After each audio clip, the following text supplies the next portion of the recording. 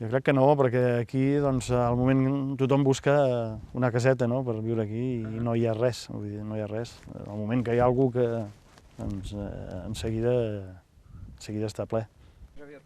L'optimisme de Jan Escà es confirma amb les dades i amb els plans de futur del municipi. En els últims anys, la població ha crescut lleugerament. Des de l'any 1991 s'ha passat de 58 habitants a 77, un creixement limitat però que representa un 25%. Es tracta en la majoria dels casos de persones que vivien a la ciutat i s'han traslladat a Granera buscant un canvi. És un fenomen que alguns han batejat com els neorurals. De fet, a Granera hi viuen dissenyadors, compositors musicals o artesans. Un exemple és el Lucas Bernet. Els seus pares van deixar Sabadell fa uns 15 anys per instal·lar-se a Granera i fa uns 10 mesos va ser ell qui va decidir traslladar-se també des de Galícia. Ara cap dels tres podria tornar a la ciutat. La vida diària al principi costa molt, i més per mi, que he sigut un noi que he treballat a la nit durant 12 anys i em va costar molt adaptar-me. Ara el que em costa és anar a la ciutat. Em costa perquè trobo massa aglomeració de gent i m'agobio molt. I aquí s'està molt bé. Aquí el que passa és clar, has de tenir en compte que aquí no hi ha res. Vull dir que si has d'anar a comprar, has d'agafar el cotxe, si has d'anar a fer qualsevol cosa, has de sortir d'aquí. L'únic que hi ha és el restaurant i per aquí encara te'n surts una mica i ens hi juntem els joves i els no tan joves i fem una mica la xerradeta. Granera tenia un casal privat on s'hi reunien els seus membres però està en desús. De fet, l'Ajuntament té pendent la seva recuperació i rehabilitació a través d'una inversió del Pla Únic d'Obres i Serveis. El poble no té cap comerç, ni cap equipament, ni cap bar o local social. En aquest sentit, el municipi és un lloc on estalviar és fàcil. Sobretot perquè no tens on gastar-te els calés. Aleshores, va molt bé. Perquè quan estàs a la ciutat, quan passes per davant d'un aparador, sempre acabes comprant alguna cosa. I si vas a un bar, també et prens alguna coseta. I en aquest cas, és més difícil gastar-te'l, amb la qual cosa surt bastant més econòmic. Viure en un poble tan petit té poc a veure amb viure a la ciutat on tots els comerços i els equipaments estan a prop. Per exemple, pel tema del pa, Lucas i la seva família han comprat una panificadora per oblidar-se de comprar grans quantitats de pa per congelar. La compra es fa un cop a la setmana i de vegades et descuides alguna cosa i has de tornar-hi. Però normalment tenim un rebost bastant gran i sempre hi ha tot, i si no, vas a casa del veí. I és que la relació entre els veïns és molt més propera que en els pobles més grans. La xarxa social és més estreta. No és com a la ciutat, que vius 15 anys en un mateix bloc i el que fa porta en porta no et saludes mai, ni et dius bon dia, i aquí estàs desitjant trobar-te algú per explicar-li alguna cosa o que t'expliqui alguna cosa. De fet, en Lucas es dedica a mantenir els jardins dels veïns i amb això es guanya la vida. Em dedico a fer el manteniment de jardineria de diferents cases d'aquí al voltant, de diferents veïns que m'ho han anat oferint i mira, em poso el manteniment d'aquí, d'allà, faig el manteniment de l'esclopet, el restaurant i després tinc una afició que em ve del meu pare, que és que vaig al bosc, arranco les arrels que hi ha al bosc i faig unes làmperes. Aquests treballs manuals són venuts després a fires medievals o trobades d'artesans. El poble compta amb 2 nens en edat escolar i una noia que fa secundària. Els infants van a escola a Castellterçol i la noia que va a l'Institut de Moià la porten en taxi. La relació de Granera amb el poble de Moià és molt forta. De fet, diversos municipis formen part d'una xarxa de desenvolupament del Moianès i fins i tot voldrien crear una nova comarca. Castellterçol, que també forma part del Moianès, i Sant Llorenç Savall són els altres municipis on els vilatans de Granera fan les seves gestions. Pel que fa a la nova immigració, un fenomen que va començar fa una quinzena d'anys, no s'ha donat a Granera. Només hi viuen 2 persones nascudes fora de l'estat espanyol, 2 dones de nacionalitat britànica i brasilenya. El que tampoc ha arribat és la crisi econòmica. El poble no té cap aturat i els ingressos de l'Ajuntament s'han mantingut. Paradoxalment, Granera, que no té cap forn de pa ni cap bar, sí que té un restaurant, l'Esclopet. Un espai que més forma part de la ruta gastronòmica al Parc Cataula del Parc Natural de Sant Llorenç de Munt i l'Obac. L'Esclopet es va fundar fa uns 10 anys. Obre 3 dies a la setmana amb una clientela d'esportistes per esmorzar i famílies per dinar. La filla de la propietària va estudiar hostaleria i això va animar la família a establir el restaurant a Granera.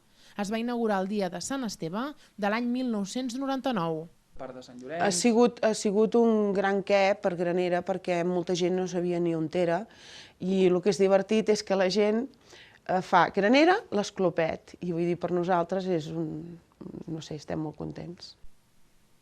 El restaurant ofereix cuina de pagès amb grans amanides, torrades i carns a la brasa.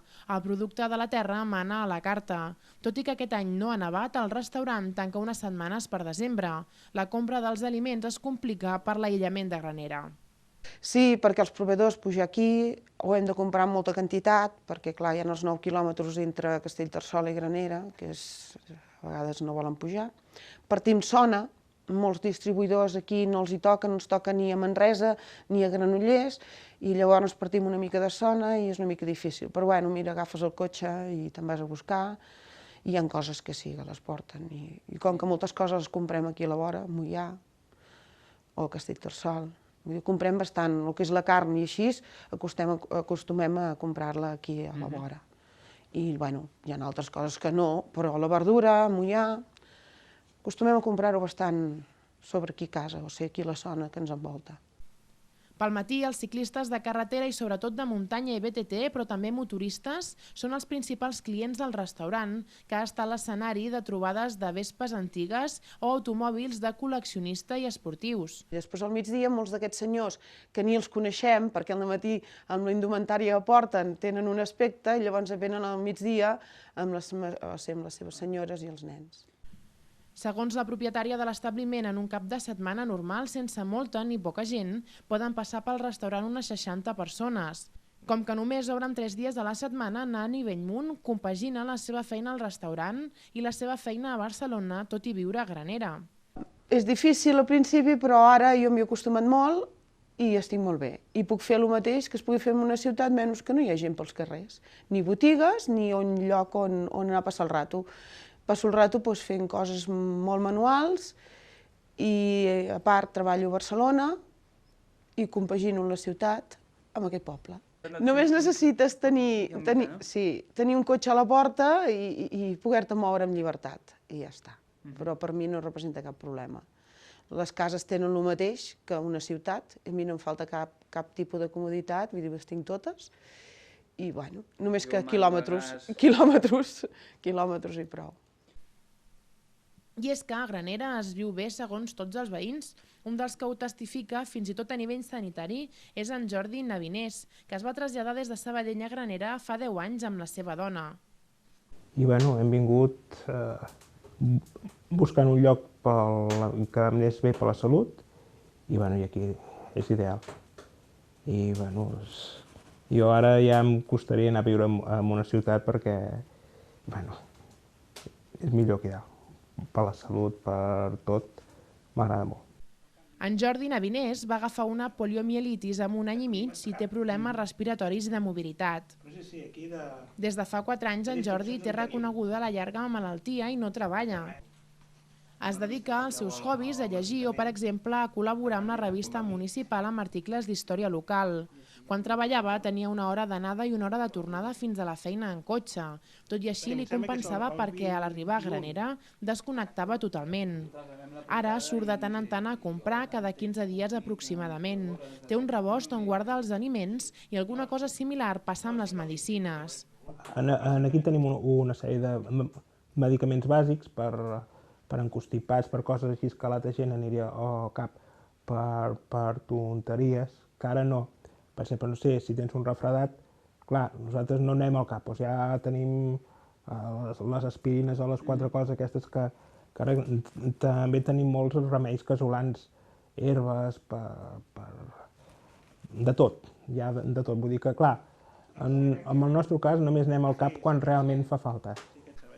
Però com també deia en Lucas Bernet, el paper dels veïns és molt important. Aquí més o menys veus el veí, inclús si algun dia veus que no surt gaire de casa, truques, que estàs bé, que necessites alguna cosa.